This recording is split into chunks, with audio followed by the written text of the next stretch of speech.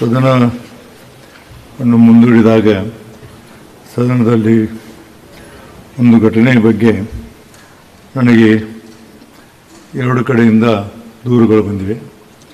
ಸದನವನ್ನು ಮಧ್ಯಾಹ್ನ 12:52ಕ್ಕೆ ಮುಂದೂಡಿದ ತರುವಾಯ ವಿಧಾನ ಪರಿಷತ್ತಿನ ಸಭಾಂಗಣದಲ್ಲಿ ಆಡಳಿತ ಹಾಗೂ ವಿರೋಧ ಪಕ್ಷ ಸದಸ್ಯರು ಪ್ರತಿಭಟನೆಯನ್ನು ಮುಂದುವರಿಸುತ್ತಾ ಇದ್ದು, ತದನಂತರ 1 ಗಂಟೆ ಸುಮಾರಿಗೆ ಶಾಸಕರಾದ ಸಿ ಟಿ ರವಿ ಅವರು ಮಾನ್ಯ ಮಹಿಳಾ ಮತ್ತು ಮಕ್ಕಳ ಸಚಿವ ಶ್ರೀಮತಿ ಲಕ್ಷ್ಮೀ ಹೆಬ್ಬಾಳ್ಕರ್ ಅವರನ್ನು ಉದ್ದೇಶಿಸಿ ಅಸಹ್ಯ ರೀತಿಯೊಳಗೆ ನೀನು ಪ್ರಾಸಿಕ್ಯೂಟ್ ಎಂದು ಅವಮಾನಕರವಾಗಿ ಹೇಳುತ್ತಾ ಅಸಹ್ಯವಾಗಿ ಕೈ ಮಾಡುತ್ತಾ ಅವಮಾನಿಸಿರಲ್ಲದೆ ಮಹಿಳೆಯಾದ ನನ್ನ ಮಾನವನ್ನು ಕಳೆಯುವ ಕೃತ್ಯ ಮಾಡಿದ್ದಾರೆ ಎಂದು ಆರೋಪಿಸಿ ಲಿಖಿತ ದೂರವನ್ನು ನನಗೆ ಸಲ್ಲಿಸುತ್ತಾರೆ. MN ಕೌಲ್ ಮತ್ತು SL ಶೆಕ್ದರ್ ಅವರ ಸಂಸದೀಯ ಪದ್ಧತಿ ಮತ್ತು ಪ್ರಕ್ರಿಯೆ ಅನ್ವಯ ಈ ಕೆಳಕಂಡಂತೆ ಉಲ್ಲೇಖಿಸಿದೆ.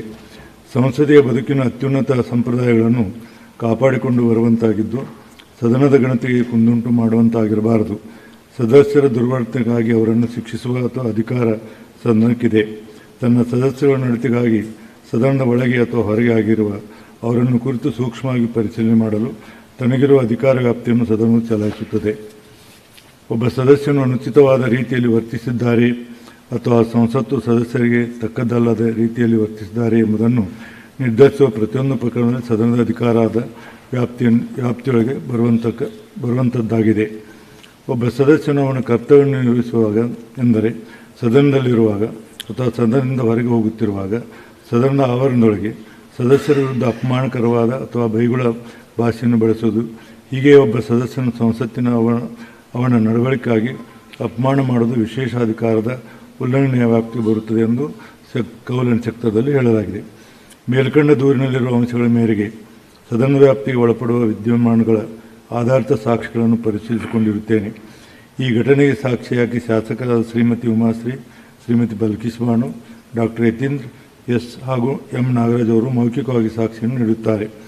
ಮಾನ್ಯ ಶಾಸಕರಾದ ಸಿ ಟಿ ರವಿ ಅವರಿಗೆ ಶ್ರೀಮತಿ ಲಕ್ಷ್ಮೀ ಹೆಬ್ಬಾಳ್ಕರ್ ಅವರು ನೀಡಿರುವ ಲಿಖಿತ ದೂರಿನಲ್ಲಿರುವ ಅಂಶಗಳನ್ನು ಓದಿ ತಿಳಿಸಲಾಯಿತು. ತದನಂತರ ಅವರು ಕೆಳಕಂಡಂತೆ ಹೇಳಿಕೆಯನ್ನು ನೀಡುತ್ತಾರೆ.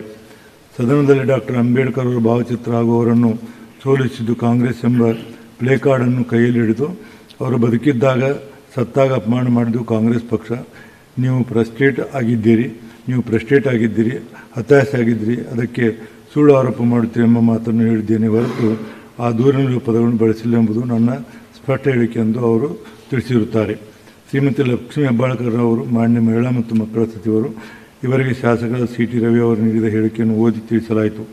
ಅವರ ಹೇಳಿಕೆಯನ್ನು ಆಲಿಸಿದ ಮಾನ್ಯ ಸಚಿವರು, ನಾನು ನನ್ನ ದೂರಿನಲ್ಲಿ ಹೇಳುವ ವಿಷಯ ಆರೋಪಗಳಿಗೆ ನಾನು ಬದ್ಧಳಾಗಿದ್ದೇನೆ ಎಂದು ತಿಳಿಸಿರುತ್ತಾರೆ. ತೀರ್ಪು: ಸಾಂವಿಧಾನಿಕವಾಗಿರುವ ಪವಿತ್ರವಾದ ಈ ಸಭಾಂಗಣದಲ್ಲಿ ಎಂದೂ ಮಹಿಳೆಯರನ್ನು ಗೌರವಿಸಿದೆ ಹೊರತು ಇಂಥ ಅನುಚಿತ ಪದಗಳು ಹಾಗೂ ಮಹಿಳೆಯರಿಗೆ ಗೌರವಕ್ಕೆ ಧಕ್ಕೆ ತರುವಂಥ ಅವಹೇಳನಕಾರಿ ಪದಗಳನ್ನು ಯಾವ ಸದಸ್ಯರು ಬಳಸಿರುವುದನ್ನು ನಾನು ನನ್ನ ಅಪಾರ ಹಾಗೂ ಸುದೀರ್ಘವಾದ ಅವಧಿಯಲ್ಲಿ ಎಂದೂ ಕಂಡಿರುವುದಿಲ್ಲ ಹಾಗೂ ಕೇಳಿರುವುದಿಲ್ಲ. ಈ ಸದನದ ಹಿರಿಯ ಸದಸ್ಯನಾಗಿಯೂ ಹಾಗೂ ಸಭಾಪತಿಯಾಗಿಯೂ ನಾನು ಒಬ್ಬ ಮಹಿಳಾ ಸಚಿವರನ್ನು ಕುರಿತು ಸಿ ಟಿ ರವರು ಹೇಳಿದ್ದಾರೆ ಎನ್ನಲಾದ ಪದಗಳು ನನ್ನ ದೃಷ್ಟಿಯಲ್ಲಿ ಗೌರವ ತರುವಂಥದ್ದಲ್ಲ. ಯಾವುದೇ ಮಹಿಳೆಯು ತನ್ನ ಕುರಿತಾಗಿ ವಿನಾಕಾರಣ ಸಾರ್ವಜನಿಕವಾಗಿ ಅಗೌರವಿಸಿಕೊಳ್ಳುವಂಥ ಮಾತುಗಳನ್ನು ಆಡಿದ್ದಾರೆ ಎಂದು ದೂರನ್ನು ನೀಡುವುದಿಲ್ಲ ಎಂಬುದು ನನ್ನ ನಂಬಿಕೆ.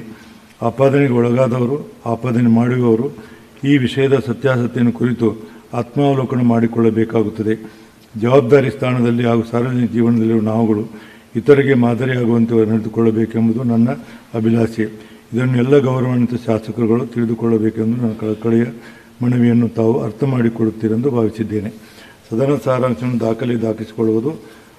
ದಾಖಲಿಸಿಕೊಳ್ಳಲು ನಿರ್ದೇಶನವನ್ನು ನೀಡಲಾಗಿದೆ. ಸದನವನ್ನು ಅನಿರ್ದಿಷ್ಟ ಅವಧಿಗೆ ಮುಂದೂಡಲಾಗಿದೆ.